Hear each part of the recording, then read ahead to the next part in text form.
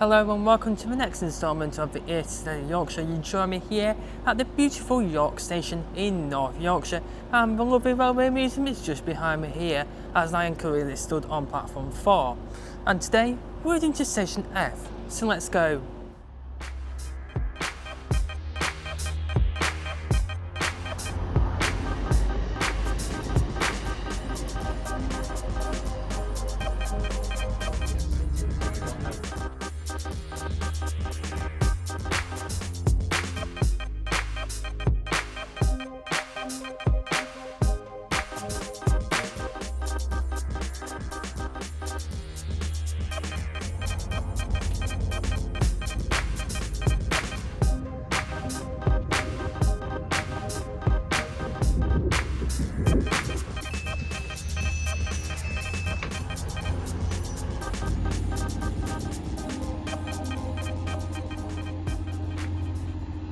So here we are at, wait a minute, this isn't station F, this is actually Seamer on the Scarborough line, and yes, for the first time in the series I actually have to change trains to get to the actual final station.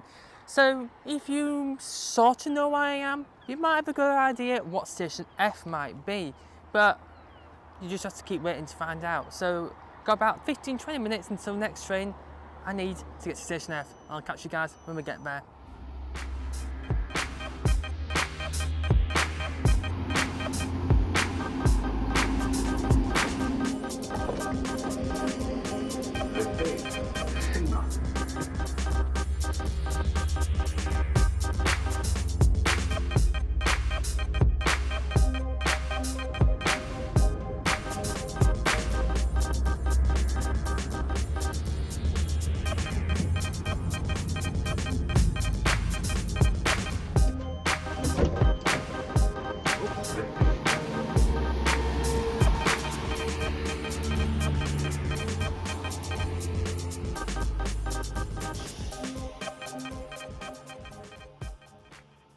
So F is for Filey, located on the Hull to Scarborough line, or more commonly referred to as the Yorkshire coastline, and is situated between Seamer and Humber Bay. So, how did Filey come to exist? Well, let's find out. So, Filey Station opened on the 5th of October 1846 by the York and North Midland Railway, which extended and built the line between Seamer and Bridlington. But before we go any further, let's just quickly address the big elephant in the room as to why Filey's got scaffolding. It feels like a lot of stations are starting to turn into Manchester Victoria. If you get that joke, you'll understand what I mean, because Huddersfield's looking like it, Scarborough's looks like this, and Filey looks like this. And I'm starting to think this is just the new station style that's been very trendy, but I think they are replacing the roof here, so not ideal for filming because it's really causing some exposure problems, but enough for me with train. So they extended and built the line from Seamer down to Bridlington, but there was also another railway company, which I believe it was the Hull and Selby Railway, which created the line from Hull to Bridlington, and it opened the following year.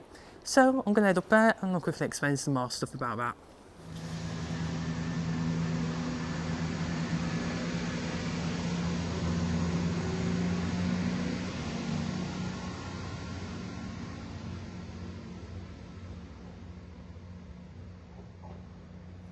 So, as I mentioned previously, Filey Station opened on the 5th of October 1846, but the Bridlington branch line built by the Hull and Selby Railway actually opened one day after Filey on the 6th of October 1846.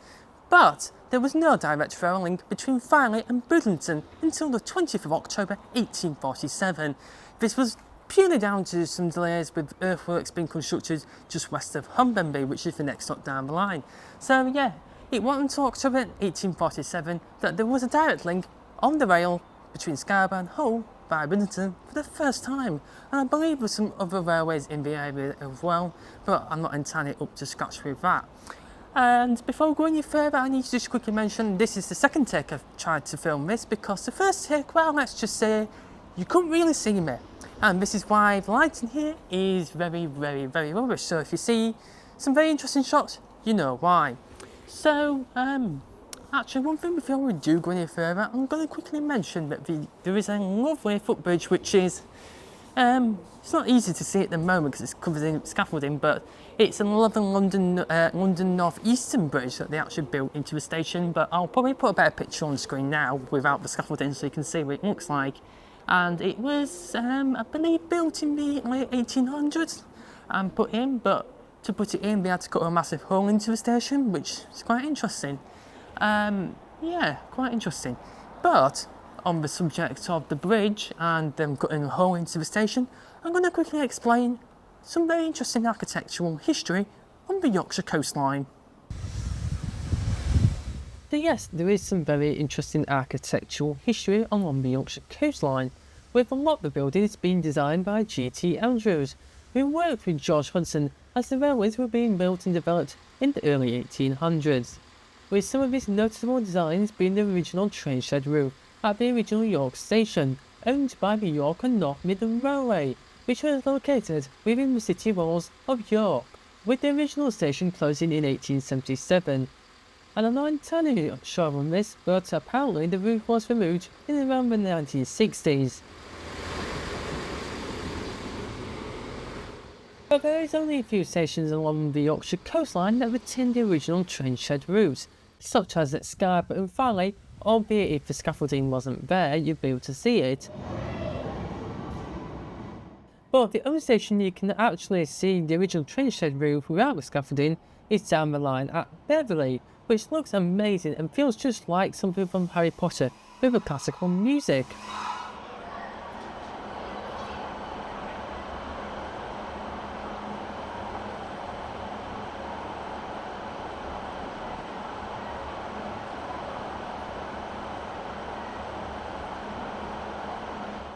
Anyway, enough of the architectural history and Harry Potter references, let's head back up the line to talk about some other interesting things on the Yorkshire coastline.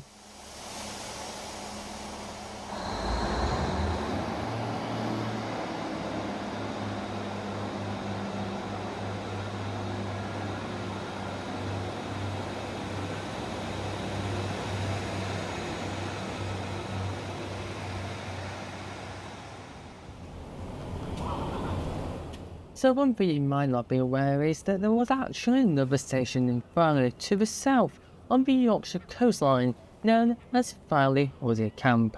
It branched off the main line just to the south of Farley, and if you take a look on Google Maps today, you can actually see where the station and track would have been.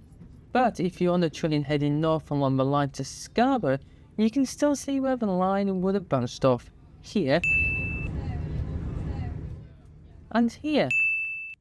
After branching off the main line, it would have continued until it reached A165, with the station serving what used to be at the time the 4th Butlins holiday park in Britain, opening in 1939. But with the Second World War looming and happening, the site was actually converted and used as RAF Humberby Moor until 1945. After the Second World War, the site was reconverted back into use as a holiday park.